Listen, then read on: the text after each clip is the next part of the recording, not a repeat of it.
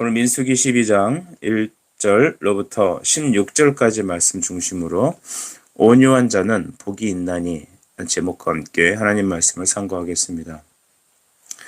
현대 우리 리더들, 목회자와 또한 하나님 말씀에 대한 권위는 땅에 떨어졌습니다. 목회자는 사람이라기보단 하나님 말씀을 전하는 일종의 스피커와 같은 존재입니다. 하지만 목회자의 영적인 권위가 떨어진다면 그 가르치는 말씀조차도 땅에 떨어지게 되는 것입니다. 사람을 존중하고 따르는 것이 아니라 하나님의 말씀을 맡은 자로서 그 말씀의 권위에 순종하는 것입니다. 하지만 그 목회자를 미워하고 목회자를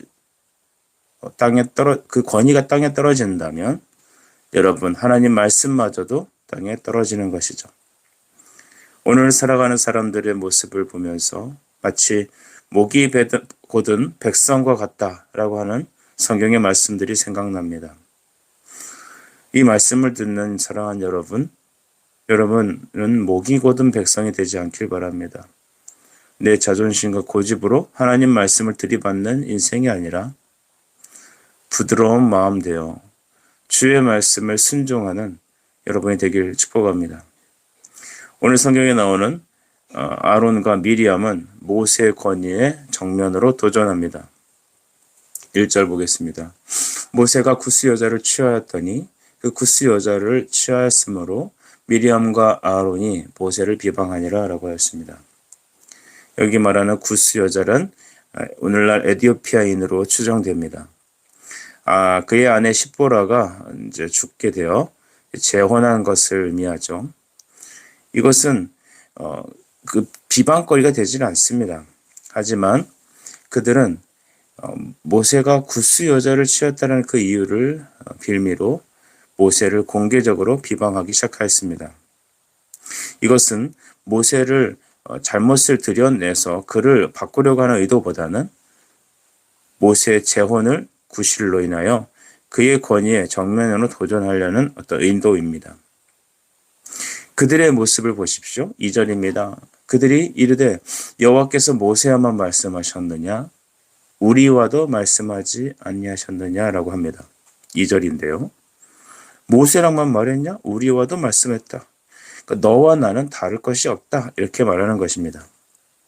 미리암 아론은 모세의 형제, 바로 형제들입니다. 미리암은 모세가 태어났을 때 그를 갈대 상자에 넣어 그의 갈대 상자가 흐르는 것을 쫓아가 봤던 것이죠. 그러니까 모세보다는 상당히 나이 차이가 있는 그런 누이입니다. 아론은 누구입니까? 그는 광야에서 이스라엘 백성을 인도하라는 하나님의 말씀을 듣고 왔을 때 함께 바로 앞에 서서 함께 사역했던 그런 동역자였습니다. 그러니까 모세와 함께 있던 가족들, 내가 너 어렸을 때 똥기저귀 찼을 때부터 다 봤다라고 말하는 그런 미리암과 네가 사역할 때 너가 옛날에 말도 못해서 내가 너한테 와서 대언해 주지 않았냐라고 하는 이 아론이 영적 교만이 일어나서 하나님 네가 뭔데 이스라엘의 지도자가 됐냐? 우리랑도 하나님 말씀하셨다. 이렇게 도전하는 것이죠. 요한복음 4장 44절은 이렇게 말씀하십니다. 친히 증언하시기를 선지자가 고향에서는 높임을 받지 못한다 하시고 라고 하였습니다. 내가 너 어렸을 때 다 봤다. 너만 이랬냐? 나도 너랑 같이 그때 일했다. 이런 교만은 하나님의 말씀의 권위에 도전하는 것이죠. 잠언 16장 18절 말씀을 보면 교만은 패망의 선봉이고 거만한 마음은 넘어짐의 앞잠이라고 말했습니다. 여러분, 이쯤 되었을 때 우리는 다 깨닫게 됩니다. 하나님 말씀을 경외하는 마음이 떠나갔을 때 우리는 하나님이 세우신 그 리더십에 우리는 도전하게 되는 것이죠. 내 마음에 맞으면 그는 좋은 사람이지만 조금이라도 서운한 마음이 들면 언제라도 하나님의 말씀은 물론 그 사람에게 허락하신 하나님의 권위마저도 우리는 무시할 수 있는 그런 존재들입니다. 그러나 3절 보니 이 사람 모세는 온유함이 지면의 모든 사람보다 더했다라고 합니다. 온유함이라는 것을 우리는 자칫 사람 좋음이라고 해석할 수 있을지 모르겠습니다. 하지만 다른 번역을 보면 겸손이란 말로 우리는 번역합니다. 겸손이란 말을 들었을 때 우리는 빌립보서 2장 8절로 시선을 돌리게 됩니다. 그것은 그리스도의 겸손이죠. 복종입니다. 성부 하나님의 뜻에 따라 인류를 구원하기 위해 죽기까지 복종하셨으니 십자가에 죽으심이다 라고 하는 그 문장이 선명하게 떠오릅니다. 사랑하는 여러분, 여러분은 예수 그리스도로 인하여 변화된 심령들입니까? 그의 십자가가 여러분의 십자가입니까? 그렇다면 우리 중에는 그 어떤 사람이라도 많이 배우지 못한 가방끈이 짧은 사람이나 나이 어린 사람이나 과거에 우리가 함께 지냈던 어떠한 사람이라도 하나님이 영적 리더십을 주셔서 말씀을 전하는 사람이라면 그 말씀의 권위에 복종하여 우리는 엎드리고 순종해야 될 줄 믿습니다. 한국이 교회가 이것에서 많이 떠난 것 같습니다. 내 생각에 맞으면 좋은 사람이고 언제든지 내 마음에 맞지 않으면 내가 주인되어 하나님이 세우신 그 영적 권위, 말씀의 권위마저도 무시하는 것. 그것은 곧 하나님을 대적하는 것입니다. 하나님은 이것을 가만 좌시하지 않으셨습니다. 4절 보면 여호와께서 갑자기 모세와 아론과 미리암에게 이르시되 너희 세 사람 회막으로 나오라 하시니 그 세 사람이 나아갔다라고 합니다.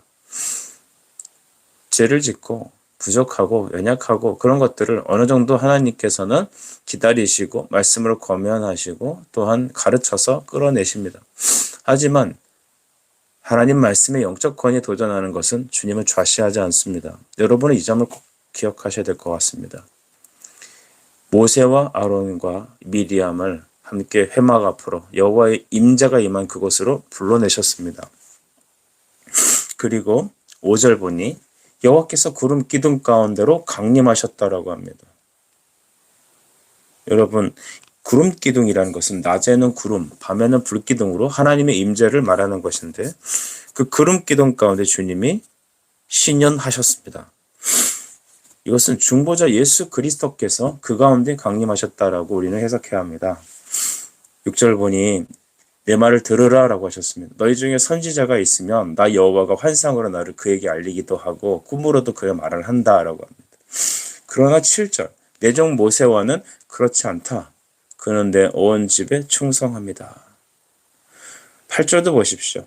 나는 그와 대면하고 명백히 말한다. 너희들에게는 꿈으로 환상으로 약간 이렇게 돌려서 말하지만 나는 그에게 다이렉트로 직면하여서 분명히 말한다.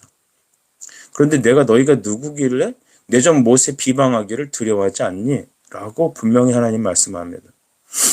여기서 우리는 하나님께서 모세를 강하게 들어 설명하시는 것을 봅니다. 우리는 항상 이런 것을 볼 때 모세가 어떤 특별한 영적인 권위가 있고 그가 어떤 하나님의 무슨 대리자라고 보여지게 됩니다. 분명히 그렇습니다. 하지만 모세는 예수 그리스도의 모형입니다. 타이폴로지, 그리스도의 모형이라는 것이죠. 하나님과 백성 사이의 중보자이신 바로 그 예수 그리스도를 모형적으로 그림자로 보여주는 존재입니다. 그러니까 구약은 이렇게 해석해야 합니다. 구약은 신약에 비추어서 그림자로 해석해야 합니다.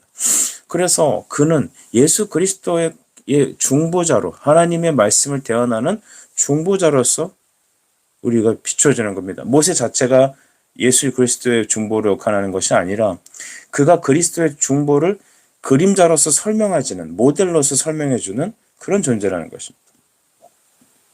하나님의 사역 방식은 바로 이렇게 성령 임재입니다. 여러분, 그래서 하나님은 그 자리에서 강하게 임하셔서 하나님 그 모세를 대적하는 그들을 향하여 강하게 말씀하시는 겁니다. 이것이 왜 중요합니까? 현대의 우리 목회자들은 참으로 부족한 지체들이 많습니다. 죄악되고 넘어지고 흠이 많고 어떻게 저 같은 목사가 하나님 말씀을 대언하는지 도대체 알 수가 없습니다. 하지만 나의 거룩함과 나의 경건함과 나의 온전함으로 주의 말씀을 전하고 하나님의 말씀을 대언한다면 저는 그 자리에 설 수가 없습니다. 다만 하나님께서는 그 직분을 주셔서 예수 그리스도로만 우리가 집중하도록 사용하시는 존재 아니겠습니까? 하나님께서 세우고 쓰시는 사람, 그가 바로 모세였습니다. 하나님께서는 이런 모세를 바로 이 선지자적 사명으로 보여주는 것이죠. 예수 그리스도께서는 세 가지 직분이 계셨습니다. 우리가 예수가 그리스도시다라고 말할 때 그리스도의 삼중 직분은 그 중에 하나가 선지자의 직분이 있습니다. 말씀하시는 분. 그러므로 오늘 아론과 미리암이 대적하는 건 단순히 모세에 대한 불만을 토로하는 게 아니라 하나님께서 세우신 이 말씀하시는 선지자의 직분을 정면으로 도전하는 영적인 교만이었습니다. 이 영적 교만, 우리 한국 사회에 너무나 만연하죠. 소위 은혜 받았다, 좀 말씀을 깨달았다, 내가 좀 어떻게 됐다라고 하면 우쭐거려갖고 내 감정과 내 교만과 내 쓴뿌리를 드러내면서 내 기분에 맞지 않으면 언제든지 들이받을 준비가 되어 있는 마치 염소 같은 그런 모습으로 서 있는 많은 사람들이 있음을 우린 주변에서 심심치 않게 많이 봅니다. 사랑하는 성도 여러분, 혹시 여러분은 어떻습니까? 19세기에 슐라이마하라는 이제 독일의 어떤 신학자, 신학자가 있었는데 그는 종교 감정주의를 어떤 기독교의 신앙의 근본으로 보았습니다. 즉, 말씀이다 진리다라고 해서 어떤 그런 존재가 있는 것은 두 번째 치고 사람은 자기의 종교적 감정이 신앙의 본질이다라고 정의 내린 것입니다. 근데 이 말을 듣고 좀 잠잠히 이렇게 보니까 우리 모두 사람들의 마음이 이런 종교적 감정에 치우쳐 있는 것을 보게 됩니다. 내 기분이 좋으면 좋은 겁니다. 내가 그렇게 생각하면 하나님도 있는 겁니다. 교회란 무엇입니까? 그런 종교적 감정이 있는 사람들의 모집입니다. 그들만의 리그지 하나님이 살아있거나 진리거나 이런 것은 두 번째입니다. 여러분은 종교적 감정으로 뭉친 사람들입니까? 살아계신 하나님을 진실로 믿고 그가 계심을 의지하는 사람들입니까? 이 점이 우리에게 분명히 점검되어야 할 것입니다. 하나님은 내 종 모세 비방하기를 두려워하지 않느냐? 이것을 봤을 때 하나님은 그들의 이 공개적인 어떤 대적함이 하나님께 시비를 건다라고 주님은 받아들인 것입니다. 모세를 대적하는 것은 즉 여호와의 말씀을 모욕하는 겁니다. 10절에 무슨 일이 일어났습니까? 구름이 장막 위에 떠나갔고 미리암은 나병에 걸려 눈과 같더라. 아론이 미리암을 본즉 나병에 걸렸는지라. 저는 이 구름이 장막에서 떠나갔고 라는 모습을 보면서 실로 두려움에 임하게 됐습니다. 성막, 하나님의 임재가 있던 구름 기둥, 낮에는 구름 기둥으로 밤에는 불 기둥으로 인도하신 하나님. 근데 그 장막이 구름이 떠나갔다는 것은 하나님의 임재가 떠났다는 것입니다. 여러분, 우리 성도에게 하나님의 임재가 떠났다? 이것만큼 비참한 게 어디 있겠습니까? 하나님의 교회에 임재가 사라졌다? 더 이상 교회로서의 역할을 감당할 수 없습니다. 건물은 존재하겠죠. 하지만 교회는 아닙니다. 교회가 건물이 아닌 것 여러분 아시죠? 하나님의 임재가 교회입니다. 오늘날 분쟁하는 교회들을 많이 봅니다. 모세를 대적하는 미리암과 아론은 이 분쟁을 통하여 하나님의 임재가 떠나가게 만든 장본인들이었습니다. 다투는 것, 분쟁하는 것엔 하나님의 임재가 떠납니다. 하나님의 말씀을 선포하는 종에 대한 대적은 그 말씀을 대적하는 것이기 때문에 하나님의 임재가 떠납니다. 그래서 사탄은 이것을 너무나 잘 알아서 지금 한국 교회에 이 일들을 행하고 있습니다. 우리는 말합니다. 목회자가 잘못했다. 물론 그럴 수 있습니다. 무슨 문제가 있다. 문제는 그렇습니다. 그러나 그것은 모두 다 적법한 벌처에 따라서 치리하고 정리하는 것이지 그 권위에 대해서 대적한다면 우리는 다음 10절에 같은 결과를 낳는 것을 분명히 알아야 합니다. 구름이 장막 위에서 떠나갔고 그 이후의 결과는 무엇입니까? 미리암은 나병에 걸렸습니다. 나병이라는 것은 문둥병이죠. 하나님의 저주가 임했다는 것을 표식하는 겁니다. 진짜 저주는 병에 걸려서 물질이 사라져서가 아닙니다. 하나님의 임재가 그들에게서 떠난 것입니다. 여러분, 이것이 우리에게 정말로 중요한 것입니다. 하나님이 세우신 리더십에 대해서 거역하고 대적하는 것, 그의 권위마저 대적하는 것은 어떤 결과를 낳았습니까? 구름이 장막에서 떠나간 것입니다. 우리는 이쯤에서 그래, 목사에게 대적하면 안 된다라고 생각하면 안 됩니다. 그것은 다른 것이죠. 목회자도 잘못하고 실수하고 죄질 수 있습니다. 그렇다면 그는 적법한 절차에 의해서 치리받고 정리되어야 합니다. 하지만 하나님의 말씀의 권위에 도전하는 것은 어떤 의미를 낳습니까? 구름이 장막 위에 떠나가는 결과를 낳게 됩니다. 미리암은 문병병에 걸려서 더 이상 이제 장중에 그들의 이제 회중 속에서 있지 못했습니다. 11절에 되니까 아론이 이렇게 얘기하죠. 아론이 모세에게 이르되 슬프도다 내 주여 우리가 어리석은 일을 하여 죄를 지었으나 청하건대 그 벌을 우리에게 돌리지 마옵소서라고 합니다. 아론은 모세에게 뭐라고 말합니까? 내 주여라고 말합니다. 여러분, 아론은 모세 형입니다. 나이 차이가 있고 또한 누가 봐도 모세는 주가 아닙니다. 그러나 아론은 이 모습을 보고 즉각적인 회개의 역사를 나타냅니다. 내 주여, 내가 잘못했습니다. 이 죄를 우리에게 돌리지 마십시오. 라고 그에게 엎드립니다.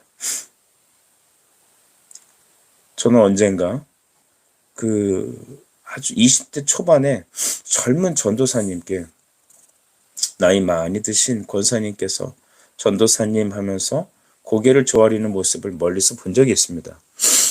그 전도사님은 그 교회 유년주일학교 출신입니다. 권사님은 어렸을 때부터 누구네 집 아들이었다는 것을 알죠. 그리고 그가 신학교를 가고 설교를 하고 나오는 그에게 전도사님하고 머리를 조아리는 모습을 보며 진정한 영적 권위는 바로 이것이다라고 깨닫게 되었다는 것입니다. 여러분, 모세는 아론의 동생입니다. 인간적으로는 부족한 존재죠. 그러나 하나님께서 세우신 그 자리를 우리는 아론이 그때서야 회개하며 My Lord라고 대답을 합니다. 우리가 얼마나 하나님 말씀의 권위에 복종해야 되는지 이 점에서 우리는 깊이 깨닫게 됩니다. 목회자에게 잘해라, 순종해라, 무조건 복종해라는 말을 절대 하고 싶은 게 아닙니다. 이것을 여러분 오해하시면 안 됩니다. 우리는 예수 그리스도의 말씀에 복종해야 되는 것이죠. 우리가 흔히 이 중보자라는 얘기를 많이 하죠. 그래서 중보기도 이런 말도 있는데 저는 그 말에 대해서 그리 달갑지는 않습니다. 중보기도는 예수님의 기도가 유일합니다. 우리 12절을 보실래요? 13절을 보시면 모세가 여호와께 부르짖어 이르되 하나님이여 원하건대 그를 고쳐주십시오 라고 모세가 기도합니다. 이 모세의 기도는 여러분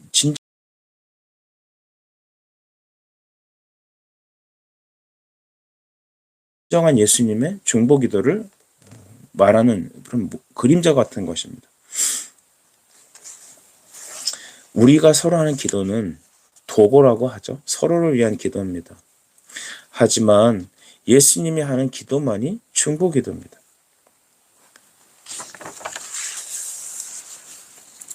모세가 하는 이 기도, 하나님이여 그를 고쳐주십시오라고 하는 그 예수님의 기도를 통하여서 하나님은 그의 기도를 들으시고 바로 미리암을 고치시는 것이죠. 우리는 13절에 예수 그리스도의 기도, 그 중보 기도를 통하여 하나님께서 우리에게 어떤 일을 행하시는지를 보게 됩니다. 예수님께서는 십자가 달리셨을 때 뭐라고 기도하십니까? 아버지요, 저들의 죄를 사하여 주옵소서. 저들은 자신들이 하는 일을 알지 못합니다. 이런 예수님의 기도가 바로 모세의 기도였습니다. 모세는 그런 예수 그리스도를 투영하는 존재이죠. 하나님께서는 모세의 기도를 들으셨습니다. 그래서 그의 병을 고치시고 그를 회복하시기로 결정하십니다. 그런데 보니까 진영 밖으로, 아직 문둥병이 있으니까 그 병이 낫기까지 진영 밖으로 일주일 동안의 거리를 두십니다. 그래서 진영 밖에 내쫓아서 그곳에서 일주일간을 거하게 합니다. 모든 백성들은 이제 진행하지 않고 미리암이 나을 때까지 기다립니다. 저는 이 모습을 보면서 참 교회의 표징에 대해서 보게 됩니다. 교회의 진정한 표징은 무엇입니까? 말씀의 선포에 있습니다. 성례의 거행에 있죠. 세 번째는 성경적 치리하는 교회입니다. 한국 교회가 잃어버린 것이 바로 죄에 대한 치리입니다. 우리가 남이가 좋은 게 좋은 거고 덮어주고 사랑으로 헐스 안고 그래서 덮고 가자. 그 결과는 매우 참혹한 것을 낳습니다. 하나님은 출애굽기 34장 7절 말씀에 벌은 면하지 않고라고 하는 분명을 분명히 말합니다. 여러분, 치리라는 것을 어떻게 생각하시나요? 현대에는 어울리지 않는 거라 생각합니까?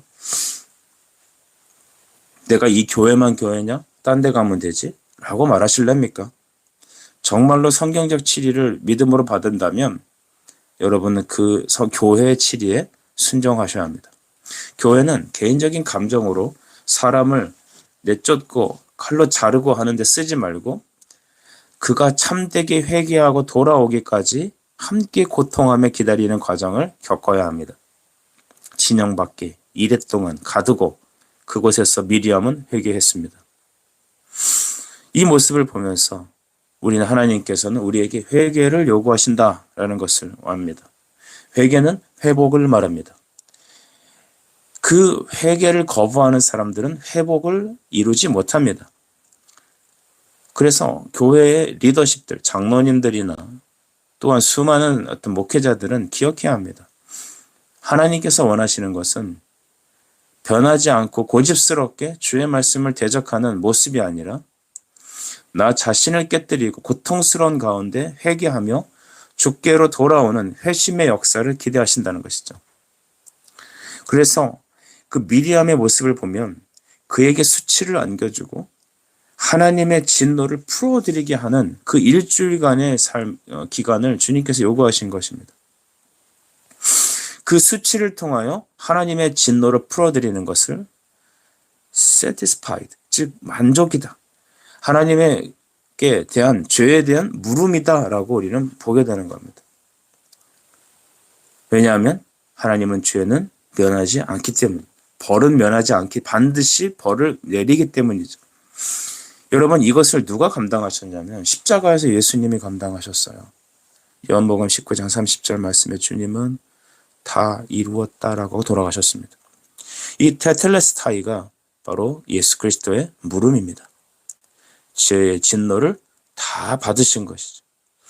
그리고 벌은 면하지 않는다는 성경적 모든 원리를 그의 십자가로 대속하신 것입니다. 말씀을 마치겠습니다. 바울은 선언합니다. 고린도전서 2장 2절에 내가 예수 그리스도와 그의 십자가에 못 박힌 것만을 알기를 원한다. 여러분, 우리 교회가, 여러분이 이 은혜에 나가야 합니다. 오늘 우리의 거역함과 교만함을 내어버리고 그리스도의 순종 후 십자가로 나아갑시다. 그는 우리의 모든 수치를 안고 하나님의 진노를 십자가로 풀어드렸고 만족하게 하였습니다. 벌은 면하지 않는다는 성경의 원리를 자기의 몸에 적용하셨습니다. 그리고 우리가 다시 회복되기까지 기다리십니다. 교만하지 말고 들이받지 말고 하나님 말씀에 복종하여 내 자신이 깨어지는 이 아침, 여러분의 인생 되길 축복합니다. 기도하겠습니다. 사랑과 은혜 아버지, 오늘 이 아침에도 우리에게 말씀해 주시니 감사합니다. 적절하게, 합당하게, 정확하게 우리에게 깨닫게 하여 주시옵소서. 예수님의 이름으로 기도합니다. 아멘.